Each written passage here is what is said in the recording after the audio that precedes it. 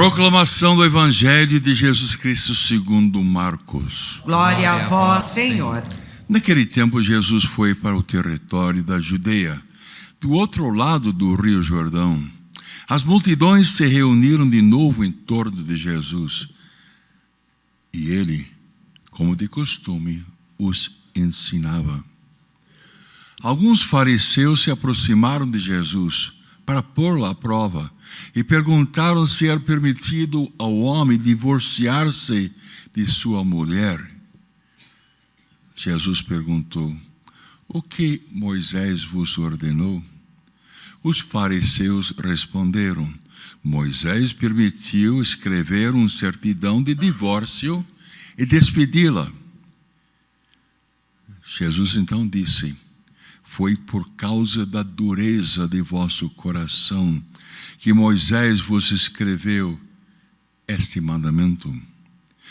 No entanto, desde o começo da criação, Deus os fez homem e mulher. Por isso, o homem deixará seu pai e sua mãe, e os dois serão uma só carne. Pois já não são dois, mas uma só carne. Portanto, o que Deus uniu, o homem não separe. Em casa, os discípulos fizeram novamente perguntas sobre o mesmo assunto. Jesus respondeu: quem se divorciar de sua mulher e casar com outro cometerá adultério contra a primeira. E se a mulher se divorciar de seu marido e casar com outro, cometerá adultério. Estas são as palavras de salvação. Glória a vós, Senhor. Vamos refletir sobre o sacramento de matrimônio. E essas palavras são muitas vezes difíceis. O que Deus uniu, que ninguém separe. Desde o começo da criação, Deus os fez homem e mulher. Por isso, o homem deixará seu pai e a sua mãe, e vão se unir. E pai e mãe dele e dela não deveriam separar o casal, porque forma uma nova unidade. Vão ter uma união, uma comunhão profunda, os dois serão uma só carne. Por isso já não são dois, mas é uma união entre as duas pessoas que Deus uniu, que ninguém separe. E daí a gente pergunta, mas Deus uniu? E as pessoas deixaram Deus unir ou não? Deus quer unir pessoas com uma união muito, muito grande. Entendido que duas pessoas livres vão na igreja, vão no templo diante de Deus e diante da comunidade cristã para receber uma bênção de Deus Pai. Deve ser entendido que as pessoas vão no templo para se entregar a Deus e se entregar àquela outra pessoa. Entendido que a visita de Deus deve ser forte nele e nela. Assim, Deus pode unir duas pessoas para que 1 mais 1 seja 1. O amor de Deus tem que estar nele e tem que estar nela. Jesus Cristo, o reino dele, deveria estar nele e nela. E a força, a plenitude do Espírito Santo deveria penetrar nele e nela. E com esse encontro profundo com Deus, as pessoas podem se tornar com uma unidade, com uma união muito, muito grande. Vocês lembram como Jesus orou para que sejam um? Ele orou em João 17. Ele diz, para que eles tenham a plenitude da minha alegria. Dê-lhes a palavra, eles não são do mundo, que sim, sejam preservados do mal. Consagra-os, ó Pai, pela verdade.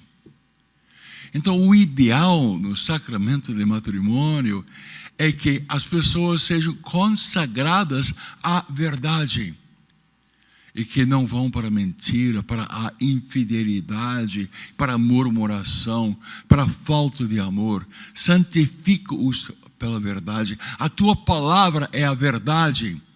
Aqui nós temos um casal que está sintonizado com Deus, e Deus orientando o casal.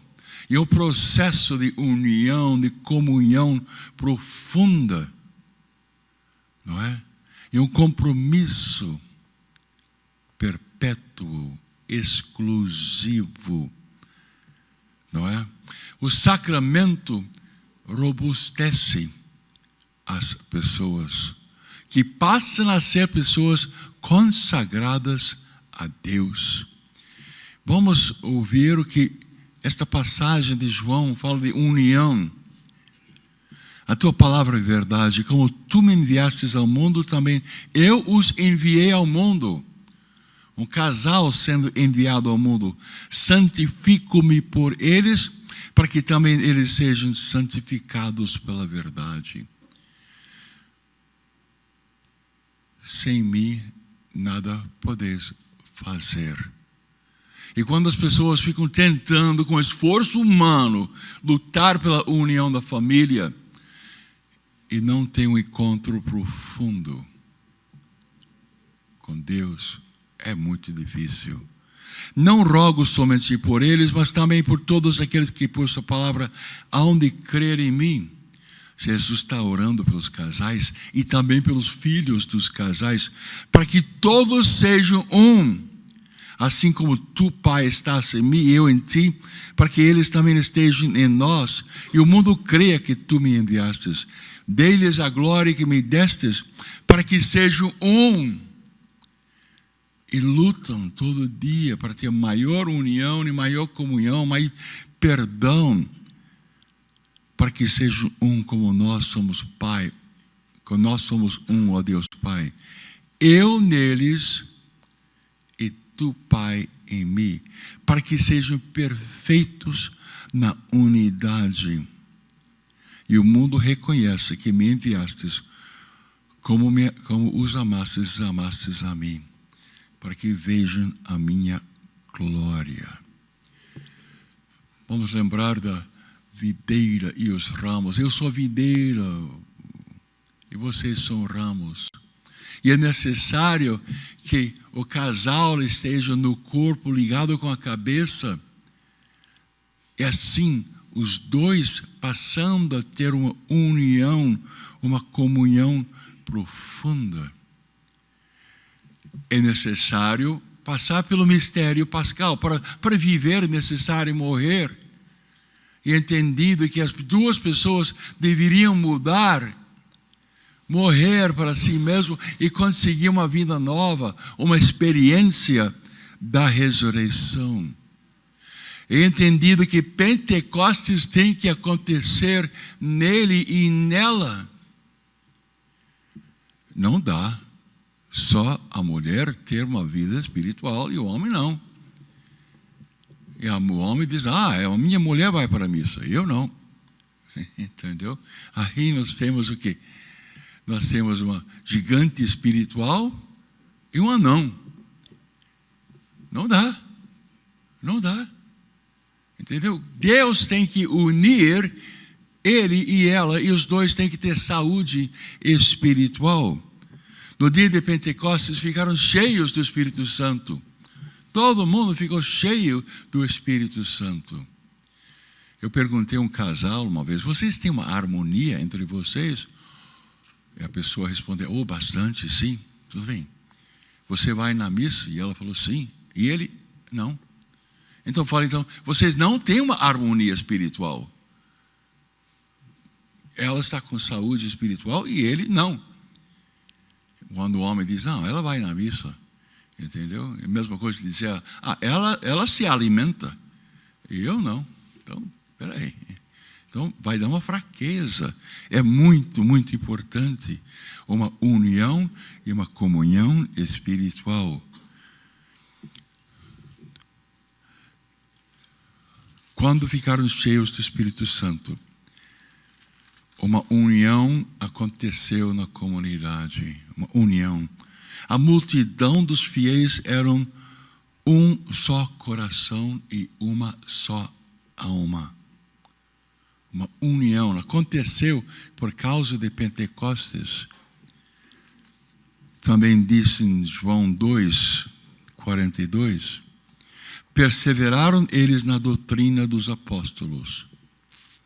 Quer dizer que a verdade estava naquela comunidade cristã, nas reuniões em comum, na fração do pão. Então eles eram uma comunidade eucarística.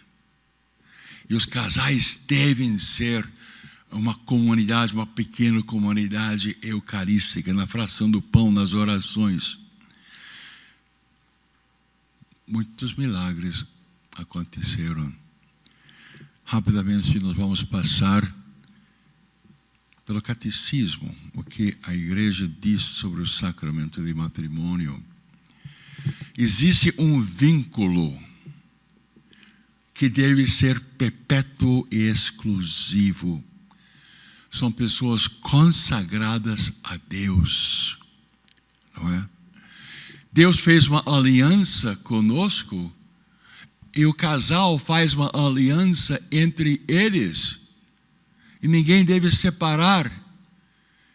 A separação vem pela infidelidade, sim. E daí o amor conjugal deve estar dentro do amor divino, não é?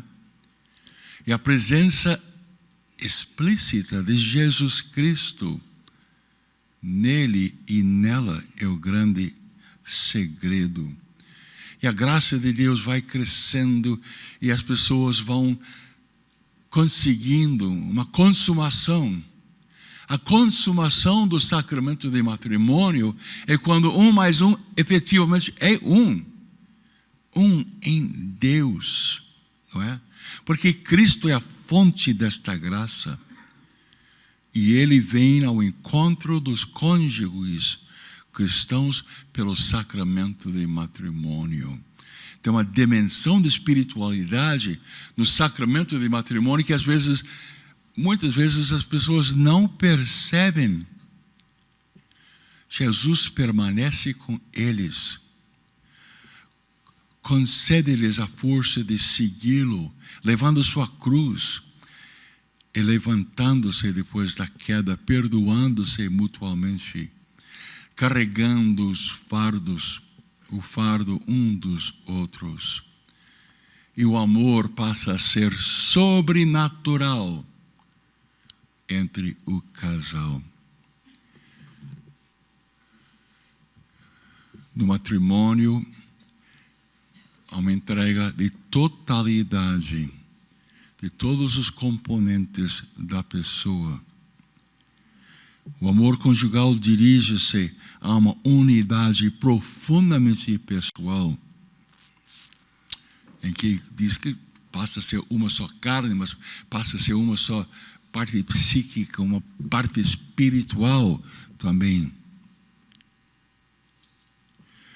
O amor dos esposos exige, por sua própria natureza, a unidade e a indissolubilidade da comunhão de pessoas que engloba toda a sua vida.